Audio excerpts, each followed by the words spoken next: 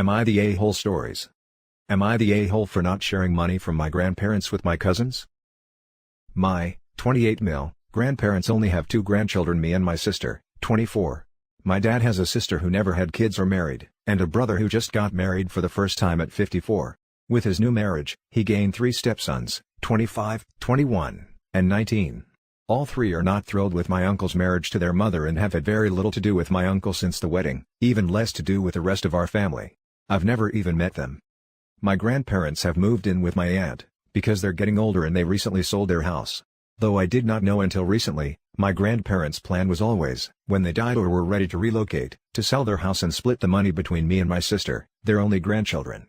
They recently did so, and the house sold for nearly $300,000, giving both me and my sister a sizable amount of money. This is great because my sister can pay off her college entirely, and I am able to pay for my upcoming wedding and honeymoon, as well as a down payment on a new house. We should even have enough to stock a little away for the future. Needless to say, we were thrilled and immensely grateful. A few days ago, I got a call from my uncle's wife. She claims that her sons are a little hurt, that they were not going to get a share of the money, since they are now grandchildren as well. I thought this was kind of dumb, since I know for a fact that 2 of them have never even met my grandparents, and I'm really not sure about the third. But now they want to be considered grandchildren because they get money for it? They've never tried to be a part of the family before. I asked my grandparents and they said it's our money for my sister and I to share with them if we'd like, but basically there's a reason they were left out. Obviously even this large an amount of money is less when split 5 ways instead of 2, and we both really already had plans for the money, so we're leaning towards saying no. Am I the a-hole? Now for the top comments. So not the a-hole. I can't even imagine being the new aunt and calling you. What nerve. You and your sister should move forward with your plans and not think about this phone call. Yep, the new aunt calling me would 100% cement my idea in my head of not giving them money. It was a long shot that they would even be considered, but calling up and insisting? Yeah, F off with that. Not the a-hole. Not the a-hole. This is perfect for r/entitled people. The audacity and rudeness are astonishing. I doubt you're losing much if they never speak to you again. Well, I wouldn't be losing a thing since I've never spoken a word to them in the first place. You might even gain the joy of assuring they'd never speak to you. Keeping the money is a small price to pay for that kind of joy. Not the a-hole. They're not blood, they've made no effort to form a relationship, and it's your grandparents' money, therefore, if splitting it between you and your sister is what they want to do, then that's their decision. Not the a-hole. They are new adult step-grandchildren with no relationship to your grandparents. Don't give them a cent. Your uncle's wife is just greedy. Now for the next story. Am I the a-hole for refusing to share the inheritance from my dad with my step-siblings who treated him badly? Throwaway title sounds bad, but hear me out. I have 2 step-siblings. These step-siblings were a nightmare to me. They basically caused their side of the family to disown me. They railed around their mom, who was a wonderful parent, against me, to get me disowned. The only person who I had any relationship with or met was their grandma. When their grandma gave them the will, they basically told me that I am not part of the family, so I am not getting it. They also refused to build a relationship with my dad and called him nasty names. My dad ended up giving up on them. When their mom died, she gave everything to my dad.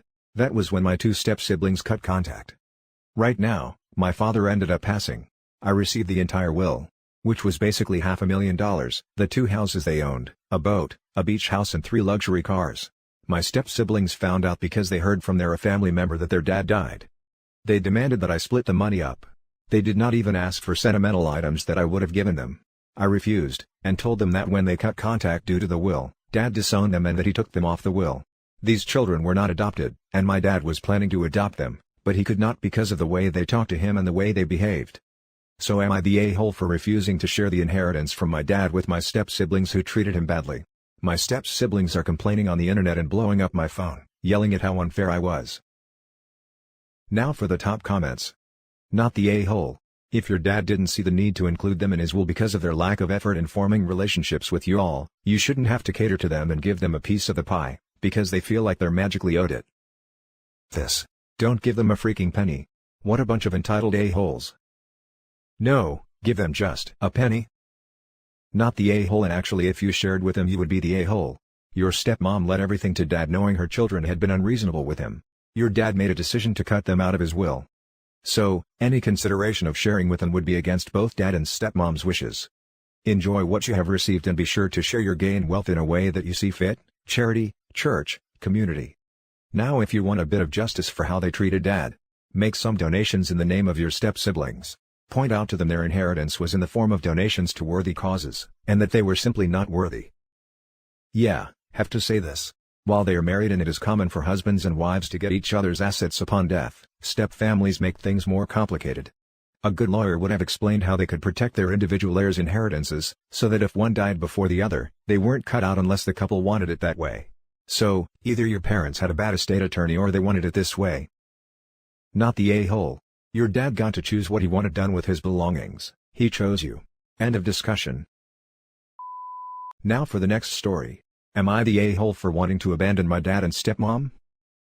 My stepmom was in a car accident a few weeks ago. Though she is recovering quickly, she'll be almost blind and have trouble moving around.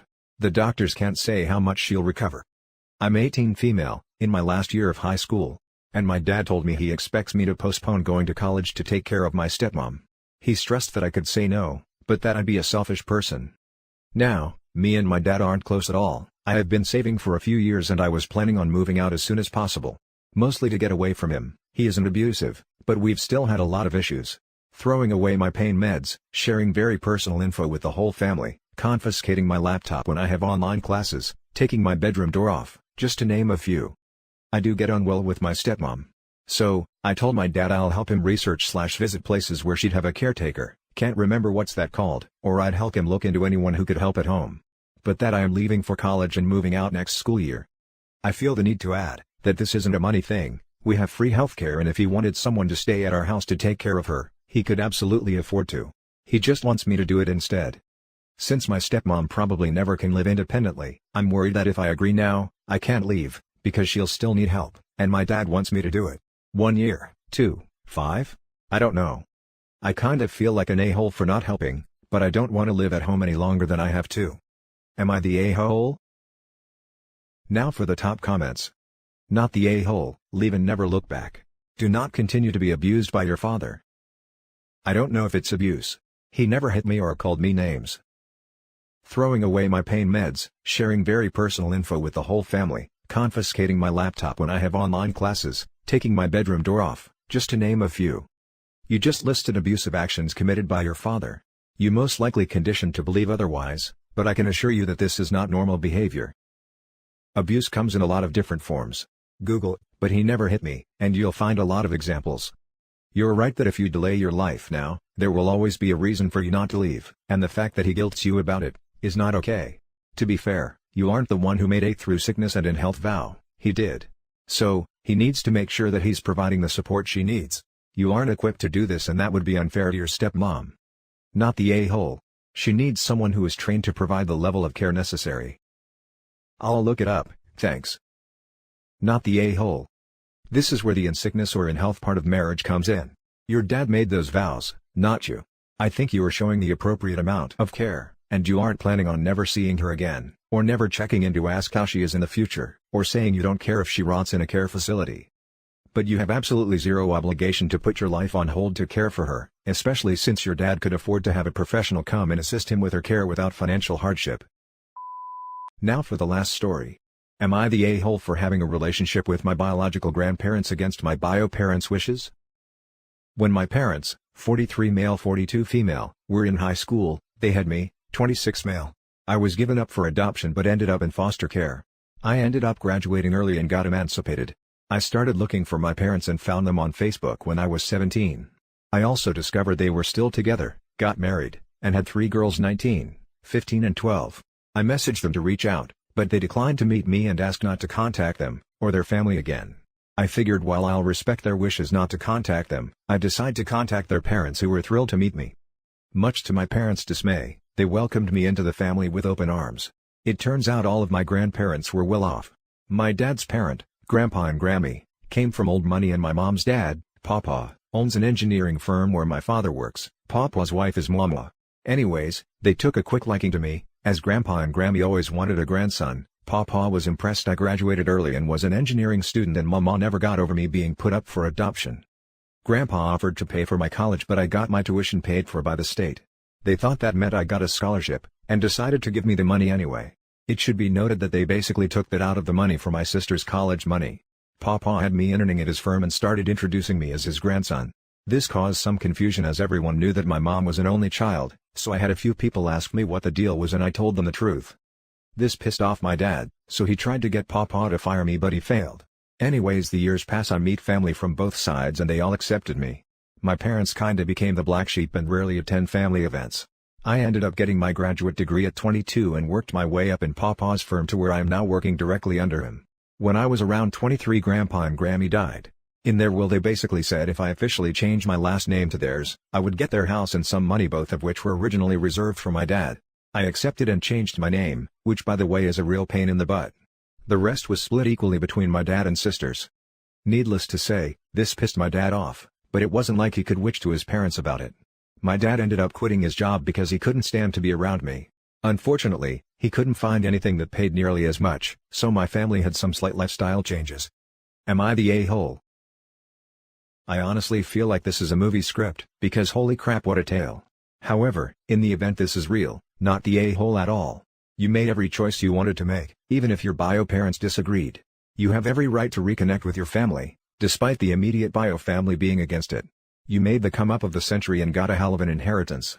Had they been nicer or even more accepting of you, they could have been in for a good time. We all pay for the choices we make, this was their payment for rejecting you. Jumping on top comment to ask this. If you were 17 when you met them and they gave you up because they were too young, why did they have a 19-year-old daughter? I'm not trying to be mean, just when I saw that I was super confused. No matter what though, not the a-hole. Edit, thank you for correcting me. I didn't even think that those were his sister's current ages, but it makes so much more sense. Not the a-hole. Just because you are their biological child, doesn't mean that they have any right to tell you who you can have a relationship with in your biological family. It doesn't sound like you did this out of any ill will or malice, more of a wanting to know your biological relatives, which is understandable. I wonder if they knew money would go to you and that's the main reason they didn't want you to contact them. Either way, it sounds like you win big in the bio family department as far as everyone else goes. I'm sorry, bio parents are awful though. Not the a-hole. It's a shame that your parents didn't want a relationship with you, but their continual denial of you as part of their family makes them the a-hole. You had a genuine relationship with your grandparents, and if they want to leave you something in their will, that's totally their right. Maybe they wanted to provide for you what they knew your bio parents wouldn't in the future. How are your sisters doing? Do you have a relationship with them? I don't think you owe your parents anything, but if your sisters might be unable to afford college without money from the grandparents, it would be nice to share with them. If you didn't want the money to go through your bio parents, you could set up funds in their names. I've had secret brother-sister dates with the younger two since they were in elementary school. The older one hates me for some reason. I'm taking care of the younger two's college. And that's it for this video, guys. If you have thoughts to share, leave a comment below. Don't forget to hit like and subscribe if you like this content. Turn the notification on to get updated on my latest posts. I'll catch you in the next one. Good day, everyone.